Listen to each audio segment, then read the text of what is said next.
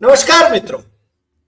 आज सीधो ने सच में हमारे साथ दिल्ली से वरिष्ठ पत्रकार, जाने माने देश के पत्रकार उमाकांत लखेड़ा जी जुड़े।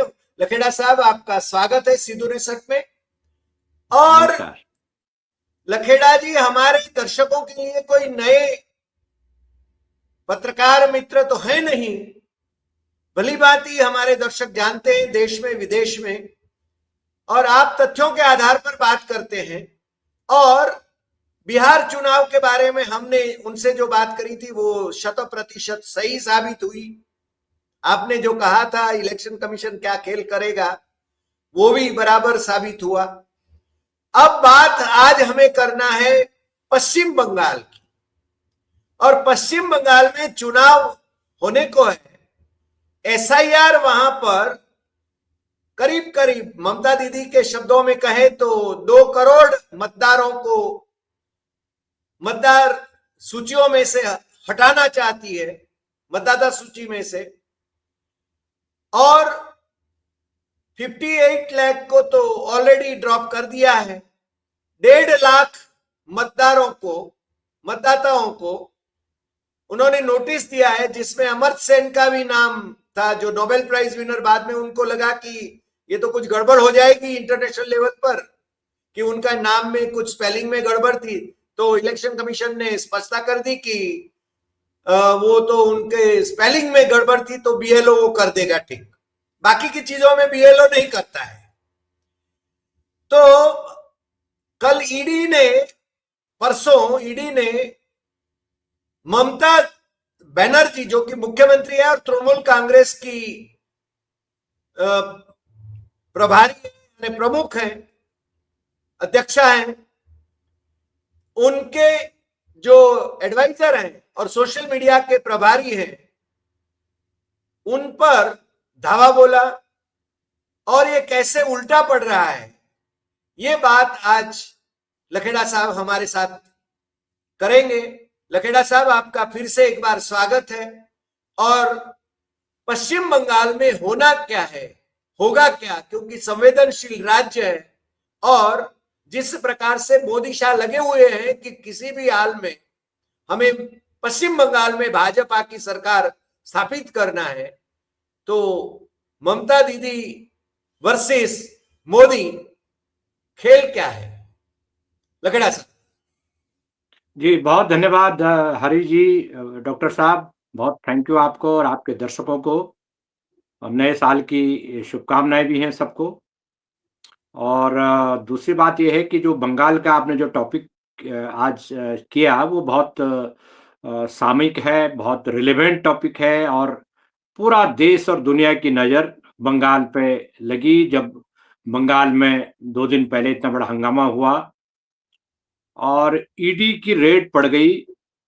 आईपैक का जो ऑफिस है, जहां जो ममता बनर्जी की पार्टी के लिए भी काम करती है एजेंसी, और ईडी ने वहां रेड मारा एक पॉलिटिकल ऑफिस पर। चुनाव के 3 महीने पहले ईडी का रेड मारना, छापेमारी करना। और आपको मैं बता दूं कि पिछली जो 2022 से लगभग 3 साल से ऊपर हो गया, पहली बार 3 साल में चुपचाप बैठी हुई थी ईडी। इन्फोर्समेंट डायरेक्टरेट चुपचाप बैठा हुआ था।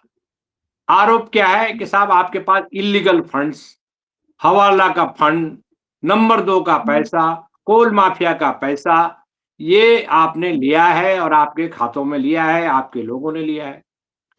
2020 में 2020 में इन्होंने ईडी ने केस रजिस्टर्ड किया।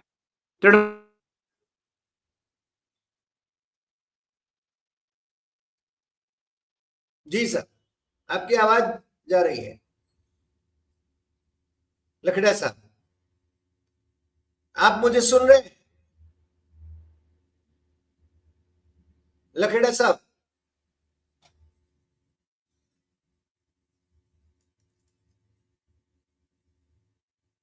हेलो?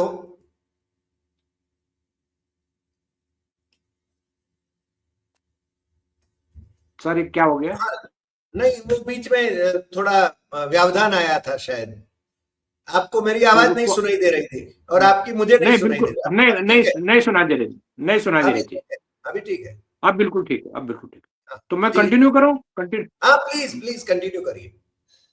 तो 2020 में ईडी ने एक केस रजिस्टर्ड किया था, मनी लॉन्ड्रिंग वगैरह वगैरह तमाम केसेस, जिस तरह की ईडी पॉलिटिकल ईडी का इस्तेमाल होता है राजनीतिक दुश्मनों के खिलाफ, पॉलिटिकल एनिमीज के खिलाफ भारतीय जनता पार्टी करती है। ये पहली बार वेस्ट बंगाल में नहीं हुआ है, ये पूरे देश में हो रहा है, पैन इंडिया बेसिस पे हो रहा है।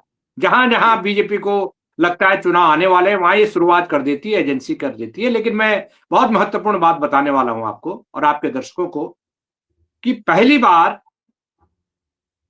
ईडी को किसी स्टेट में बीजेपी के पॉलिटिकल अपोनेंट से शपथ खानी पड़ी। आप क्या शपथ को क्या बोलते हैं मुझे नहीं पता, मतलब चाटा खाना पड़ा उसको, यानी उनकी गिनती उल्टी हो गई। उल्टी। अब क्या है ना कि ममता बनर्जी ने ये साबित कर दिया कि जो इन्फोर्समेंट डायरेक्टरेट है, जो ईडी है, इस ईडी की जो भी षड्यंत्र हो रहा है उसके वो कोई मामूली चीज नहीं है।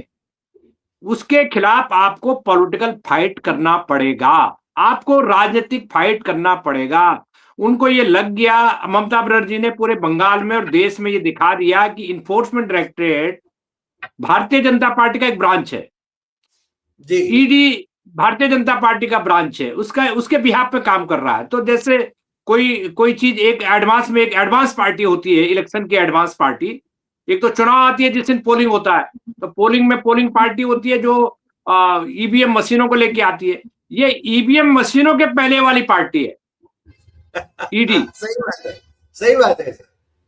तो उसने, ममता बनर्जी ने इसको इतना तकड़ा चाटा मारा, इसको झापट मारा जिसको कहते हैं, कि बीजेपी हिल गई दिल्ली तक। जैसे अमित शाह बोलते हैं ना कि वहां लगेगा तो वहां हिल जाएगा, यहां लगेगा तो पाकिस्तान हिल जाएगा। अब वो ममता बनर्जी ने जो इनका हिसाब किताब किया बंगाल में, उससे दिल्ली हिल गया। दिल्ली क्यों हिला? कि ममता बनर्जी ने कह दिया कि भाई मेरे पास तो शुभेंदु अधिकारी और अमित शाह के बीच में जो लेन देन है, काला लेन देन, उसका फाइल पड़ी हुई है, मैं तो आपको नंगा कर दूंगी। और शुभेंदु के खिलाफ भी तो ईडी ने कार्रवाई करी थी। भाजपा में जुड़ गया तो जुड़ गया। वो तो ड्राइक्लीन हो गया ना सर, ड्राइक्लीनिंग करके निकल गया, मशीन ड्राइक्लीन करके निकल गए। तो सवाल यह है कि ममता बनर्जी ने इनको साफ साफ कह दिया कि देखिए अभी तक मैं चुप बैठी हुई थी, अगर ज्यादा छेड़ोगे तो मैं तुम्हारी पोल खोल दूंगी। तो पहली बार ये ऊंट के नीचे, पहाड़ के नीचे मोदी अमित शाह दोनों आएंगे। और अमित शाह के बाद उसने कह दिया कि तुम्हारी फाइल मेरे पास रखी है, शुभेंदु अधिकारी और तुम्हारी दोनों की फाइल मेरे पास रखी है, जिस दिन कहोगे मेरे को डेट बता देना, मैं पब्लिक कर दूंगी। तो अब सवाल यह है कि क्योंकि ईडी आपके कंट्रोल में है, ईडी को आप इस्तेमाल, आप ये बताइए ना कि 2022 चला गया, 2023 चला गया, 2024 चला गया, 2025 चला गया, 2026 में जब आपको पता लगा कि इलेक्शन का मौसम आ गया, वेस्ट बंगाल में चुनाव का मौसम हो रहा है, तो आपने वो बारात भेज दी चुनाव मौसम से पहले, ईवीएम मशीनों से पहले। तो वो जो ममता बनर्जी जो गई कल, वो मुझे लग रहा है कि जो राजनीतिक पार्टीज है देश में, regional parties, they should follow Mamata Banerjee. अगर ये कहते हैं, ये मानते हैं कि देखिए ये आईटी रेड करती है, बीजेपी के लिए करती है, सीबीआई बीजेपी के लिए करती है, तो इनको ममता बनर्जी के मॉडल को फॉलो करना पड़ेगा, नहीं तो कोई बचेगा नहीं, कोई नहीं बचेगा। सही बात। क्योंकि ममता बनर्जी ने तो इनको भगा दिया वहां से, ईडी को। अब सवाल ये है ईडी ने क्या किया, इमीडिएट ईडी ने कल क्या किया, सारे कागज इकट्ठे करके एक कलकत्ता हाई कोर्ट में एक पिटीशन दायर कर दिया। कलकत्ता हाई कोर्ट में पिटीशन दायर किया कि देखिए हमारा जो काम था, हमारे काम में बाधा डाल दिया। किसने? ममता बनर्जी ने।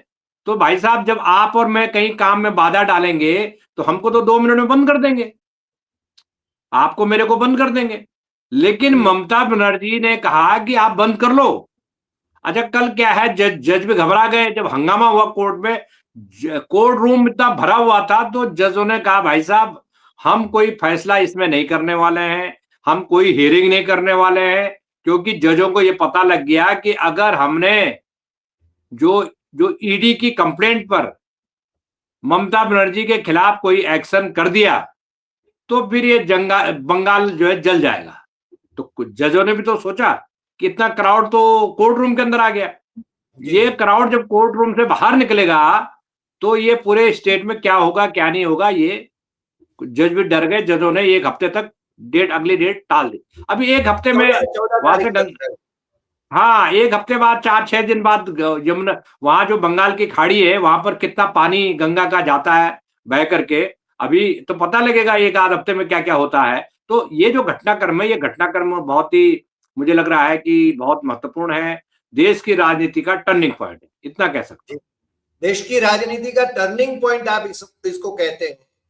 और जी आने वाले दिनों में आपको क्या लग रहा है, क्योंकि आप दिल्ली में बैठे हैं और जी वैसे आप पहाड़ी प्रदेश से आते हैं, उत्तराखंड जी से आते हैं, जिससे किसी जी से कोई जुड़ता नहीं है उत्तराखंड वाला। जी जी उत्तराखंड का आंदोलन भी हमने देखा था। तो साहब ये जी बताइए कि अब मोदी शाह क्या करेंगे?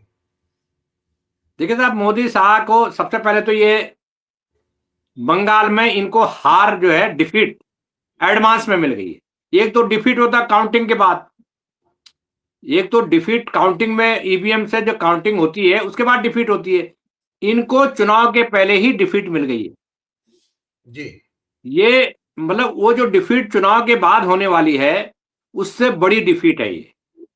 उसका कारण मैंने आपको बताया कि ममता बनर्जी इनसे राजनीतिक तौर पर निपट रही हैं और निपटने का हथियार उन्होंने ढूंढ लिया, हथियार देख लिया, और उस हथियार से ममता बनर्जी अब इनको बंगाल में चारों तरफ से नचाएंगी।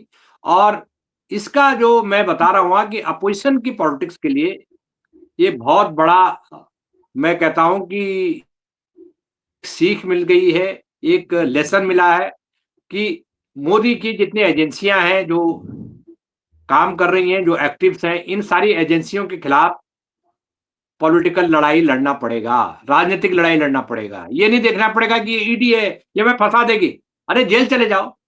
ममता बनर्जी ने तो कहा है ना, अपने को प्रस्तुत कर दिया, ठीक है मैं जेल जाने को तैयार हूं, आप मेरे को अंदर कर दो। क्योंकि मोदी को भी पता है कि ममता बनर्जी को जिस दिन अंदर करेंगे तो आप घुस नहीं पाओगे। तो मुझे ऐसा लग रहा है कि अब अपोजिशन, सारी अपोजिशन पार्टी इसमें लामबंद होंगी, इतना मैं कह सकता हूं। जी सर, आपको मालूम है इन्होंने ईडी का दुरुपयोग करना तो वैसे झारखंड में भी किया था। जी हेमंत सोरेन मुख्यमंत्री को उन्होंने जेल में 5-5 महीने तक जेल में रखा और वहां जी की हाईकोर्ट ने कह दिया कि हेमंत सोरेन के खिलाफ तो केस बनता ही नहीं है।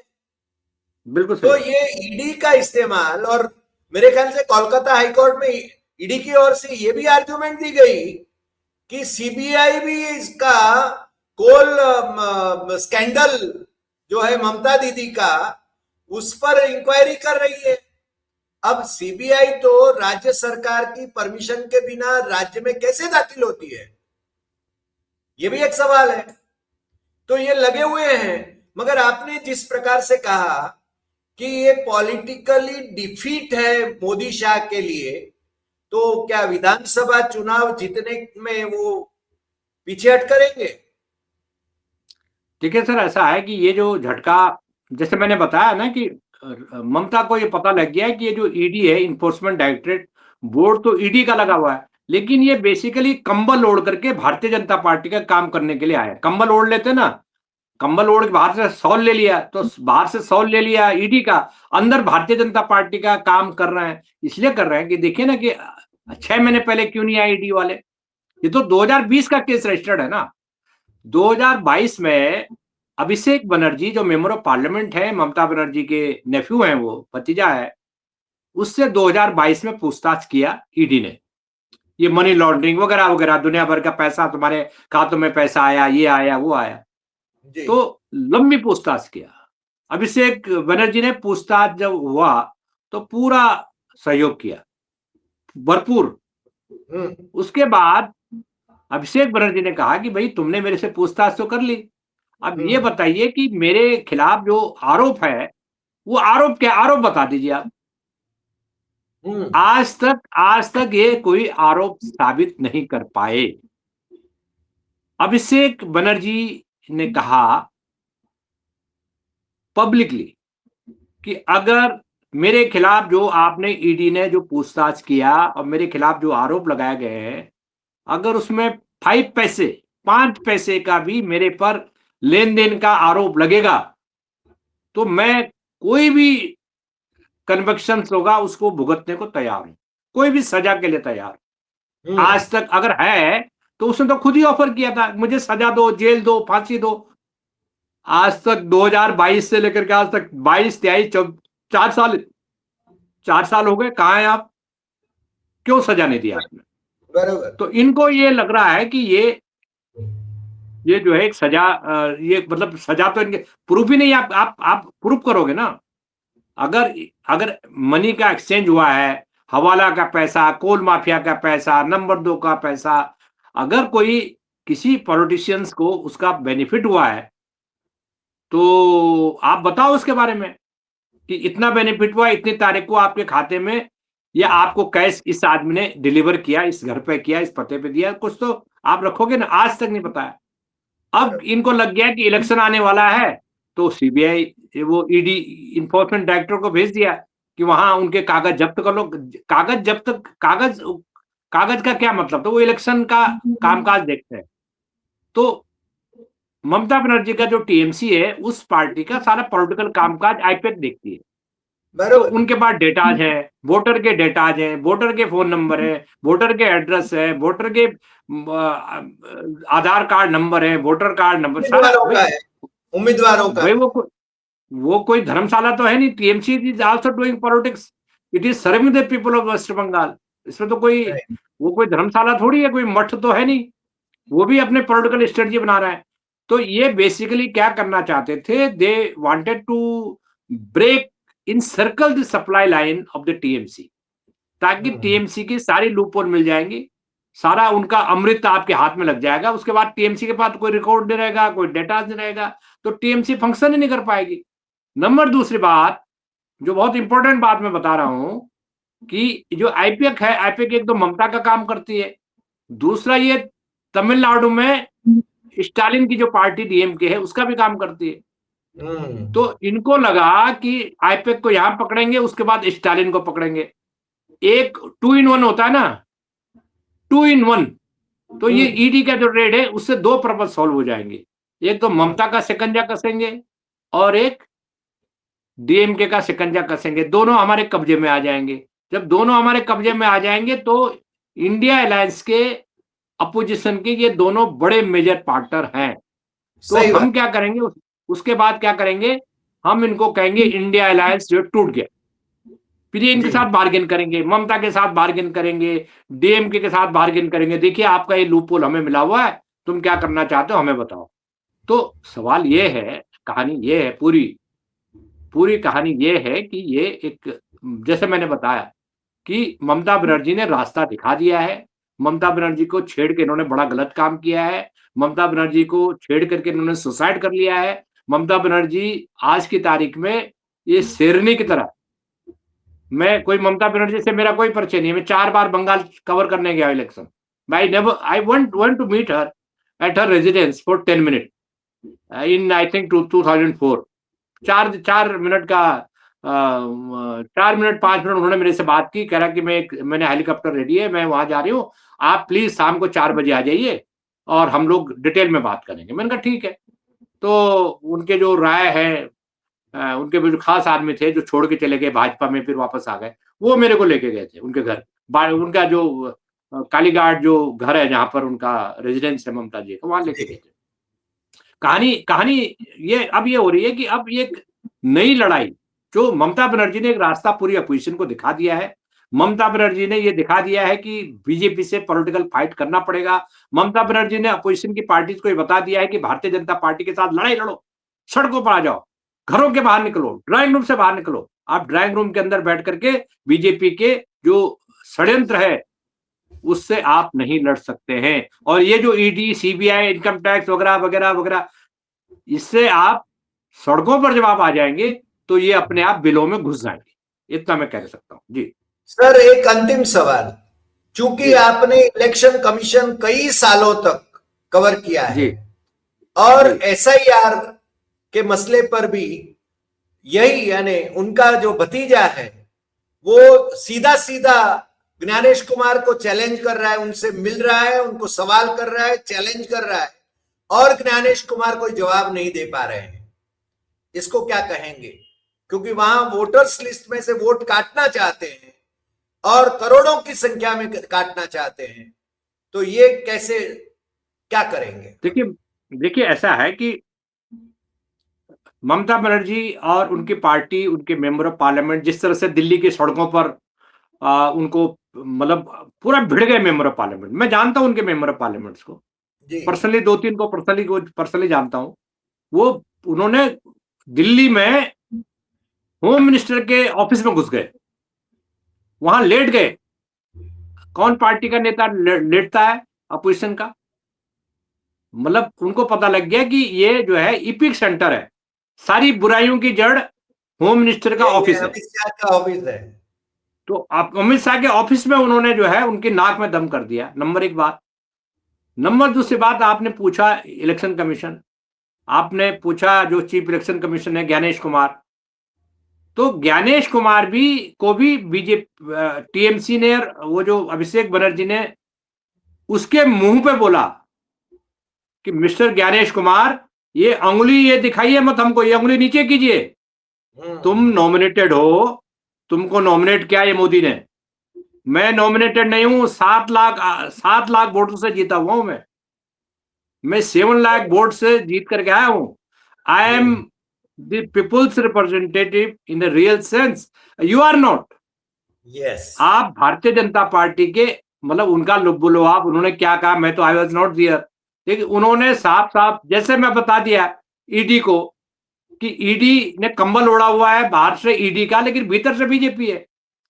ऐसी ज्ञानेश कुमार ने बाहर board election commission of India लगा रखा है, लेकिन भीतर से बीजेपी के लिए काम कर रहा है। और ममता बनर्जी और उनकी पार्टी इन लोगों से पॉलिटिकली फाइट कर रही है। और वो जो आपने जिक्र किया कि ये जो मेंबर ऑफ पार्लियामेंट गए थे और ज्ञानेश कुमार की को बताया, इसलिए बताया कि उनको साफ साफ लग गया कि हमको इलेक्शन कमीशन से पॉलिटिकल फाइट करना है, हमसे ईडी से पॉलिटिकल फाइट करना है। ये चुनाव लड़ रहे हैं, भारतीय जनता पार्टी का तो चुनाव चिन्ह है, लेकिन चुनाव लड़ रहे हैं ज्ञानेश कुमार और enforcement directorate, CBI, VBI, income tax वगैरह वगैरह। इतना कहना चाहता हूं जी। सही बात है सर, आज आपने बहुत यानी विस्तार से ये बातें बताई और भाजपा, भीतर से भाजपा का, बाहर से जो कंबल ओढ़ के आते हैं ईडी का या तो इलेक्शन कमीशन का, मगर अंदर से भाजपाई लोग हैं, ये ममता बनर्जी को परास्त करना चाहते हैं। मगर ममता बनर्जी भी है, वो बंगाल की शेरनी है जो वैसे परास्त नहीं हो सकती है, ऐसा तो अभी तो लग ही रहा है। आज इतना ही, फिर मिलेंगे नए एपिसोड में नए विषय के साथ। आज हमारे साथ आप जुड़े उसके लिए आपका बहुत बहुत शुक्रिया। नमस्कार। थैंक यू सर, नमस्कार, थैंक यू।